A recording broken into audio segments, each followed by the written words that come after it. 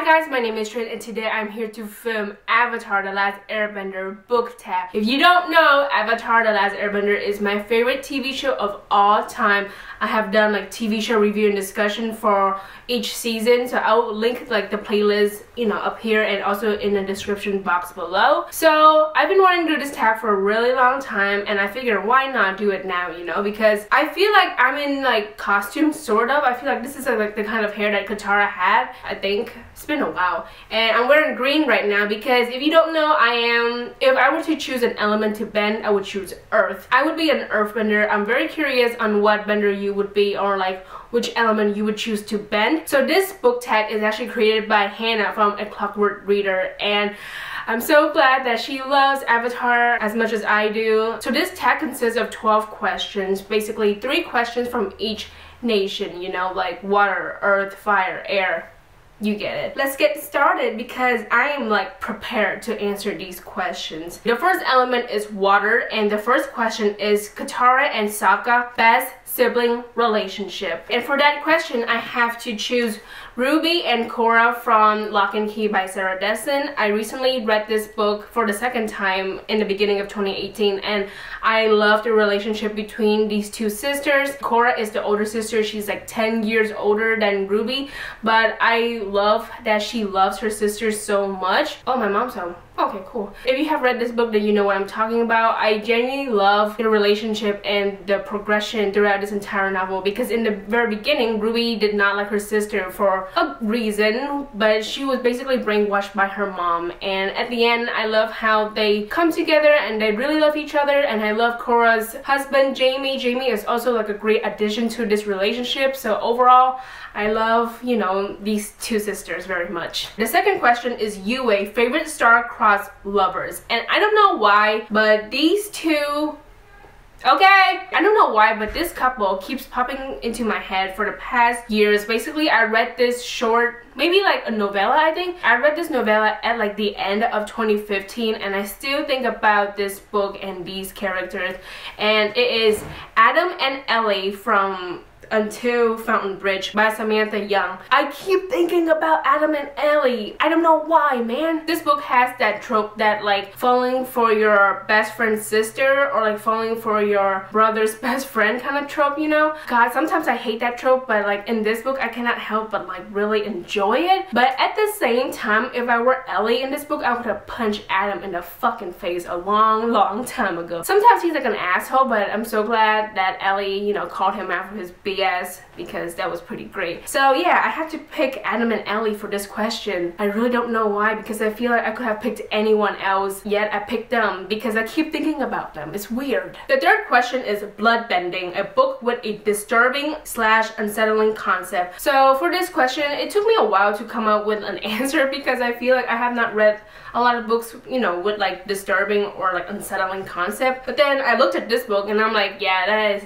definitely disturbing. And it is Room by Emma Donoghue. Before I give you the synopsis, spoiler alert, okay? Just be warned. This book is about a 5-year-old boy named Jack. And from his perspective, he has lived in this room with his mom for like years and years and years. Well, for 5 years. I don't know why I said years and years and years. It's only 5. But basically, he has lived in this room and it's like the only thing he's known. But in reality, if you take a step back, it's actually about his mom being kidnapped years ago and how she was raped by this guy and how she was trapped in this room. And yeah, Jack was born because of that. It's really effed up because she was kidnapped and raped. But then we look at Jack and how he's like so innocent because he has never known the truth basically, and it's about that, it's really unsettling because this woman has been kidnapped for like 7 years. That's really disturbing. The second element is earth, so for me. So the fourth question is Toph, a character whose strength surprised you or surprised the other characters in the book. And for this question, I have to pick the Poet X, and the main character, Xiomara Batista, she's like Toph in my opinion. So in this book, she's basically lived in a very religious household. Her mother is very religious and she feels trapped in her house. It's mostly about her relationship with her mom. That's like definitely like one of the main topics in this book, and I like how that at the end she confronts her mom, like that's so necessary because that's something that was building up you know, towards like the beginning and then the middle and then the end. We get that confrontation between Xiomara and her mom. But then I also love how she handles this situation and how she has a pretty good solution to how they can both deal with their relationship, or like, you know, talk about their relationship and how it's actually toxic for Xiomara. So overall, I think she's a very fantastic main character. She's like Toph in my mind. You know, she's very strong, like she fights, you know, so it's pretty great. The fifth question, The Tales of Ba Sing Se, best short story or poetry collection. I just got this in the mail like 2 weeks ago, and I'm like, of course I had to talk about it. It's called Interpreter of Melodies by Chimba Lahiri. This is a collection of short stories by Chimba Lahiri. And to be honest, I have only read 2 short stories because I read them for school. I read it on PDF, but I love the short story A Temporary Matter so much that I went out and bought this on thrift books because I need to have a physical copy of this book. A Temporary Matter is my favorite short story of all time probably. I was so moved by that short story, and I also read a short story called Interpreter of Melodies. I only read 2, but like the very first one just blew me away, so of course I have to talk about this book. And I am planning to actually read this book, you know, like I'm planning to read the other short stories too, so I mean in a way it counts, you know, because I love A Temporary Matter. But yeah, this is amazing. The 6th question is Kyoshi Warriors best warrior character. And when I read this question, I was like, oh my god, like do I even have an answer for this? I mean, like before I came up with an answer, I was about to say Okoye from Black Panther, but then, you know,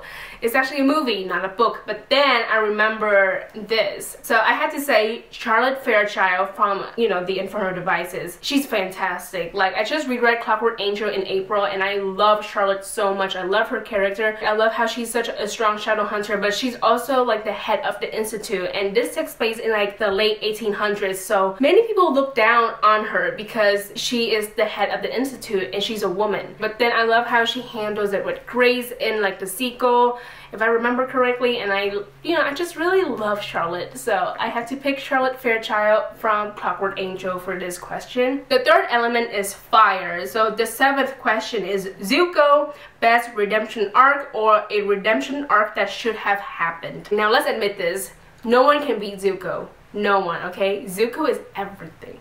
He's literally everything to me. But for this question, if I remember correctly, Aaron Warner from, you know, Ignite Me or like the Shatter Me trilogy. So in the very beginning he's a fucking asshole, but then you learn about him more, and then he turns out to be a decent human being. If I remember correctly, it's been a long time. I hope this is not a spoiler. So yeah, Aaron Warner, because that's like the only character that I can really think of, you know, who has a pretty decent redemption arc. I mean, for some people it's just like, oh my god, of course it's Aaron Warner. But then there's some people who's like, yeah, we see it coming since book 1, Whitney from Witty Novels. So yeah, I had to choose Aaron Warner for this question, but like I said, no one can beat Zuko.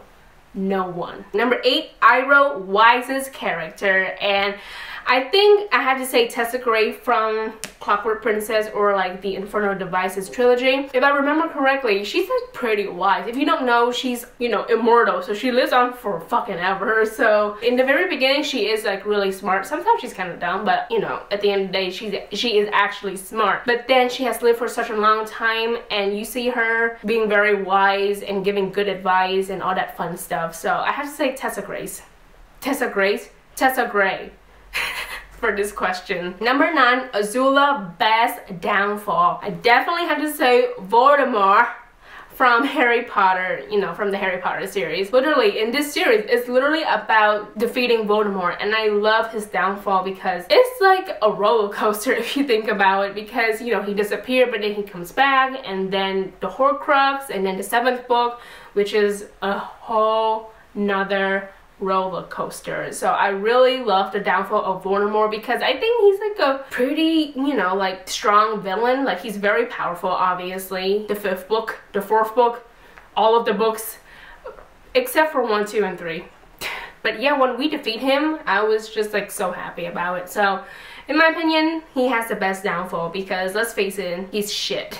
Like, he kills so many people. The last element is air, obviously. So the 10th question, Appa, favorite fictional animal / pet. Now, for a while, I was just like, oh my god, did I ever read a book with like an animal or like a pet or just like, you know, any furry creature? And I remember Bieber from Simon versus the Homo sapiens agenda. Simon's dog in this, Bieber, you know, he's a golden retriever. I think that's just brilliant because like, it's such a great name for a golden retriever in my opinion. So I have to say Bieber because it's literally like the only animal that I can think of when it comes to like animals and books, you know. So I have to say Bieber because he's adorable. Number 11, Aang, Purest cinnamon roll. I love Aang so much and he is truly the purest cinnamon roll. And I have to say Bram Greenfeld in Simon versus the Homo sapiens agenda again. Now, I'm not gonna lie, I thought it was Bram Greenfield, but then I looked it up, it's Greenfeld. I basically misread his last name for like the longest time, but I have to say Bram, he is so great in this book. Not gonna say much if you have not read this book, but if you have read this book, then you know what I'm talking about, okay? The last question, Avatar state, a stubborn character / a character that struggles with letting go. And for this question, I was just like, I don't know anyone who is like stubborn and shit like that, believe it or not. But then I remember this book, and I remember this certain character. And yeah, I have an answer for this question. What the hell is his name? Tariq? I guess in The Wrath and the Dawn. If you don't know, I don't like The Wrath and the Dawn duology. Like, I especially did not like the second book. But I remember the guy Tariq, he's basically like Charizard's like ex-lover or some shit, but he's so damn annoying. And I remember him being like, no, she does not love you, blah blah blah. Like, he would do anything to get her back even though she told him to fuck off. I don't remember much, but I remember being very annoyed with Tariq. So that is it for, you know, Avatar The Last Airbender book tag. Oh my god, I had so much fun filming this video because I love Avatar so much. It's so great to talk about books and Avatar, you know, because it's such a great show. Now I am going to tag 3 people. I'm going to tag Rocky from A Blunt with a Book because I know she loves this show. Thank you for loving this show with me. Aisha from A Chapter from Aisha. She loves this show too. So happy. So happy. And of course Kyla, my girl Kyla. She loves the show, but like she barely talks about it. So like fix that, Kyla. Do this tag and like, you know, share our love with Avatar The Last Airbender. So that is it for today's video. I hope you guys enjoyed it. Thank you for watching. Please like and subscribe for more videos, and I will see you guys later. And thank you for Hannah for creating this tag. Goodbye!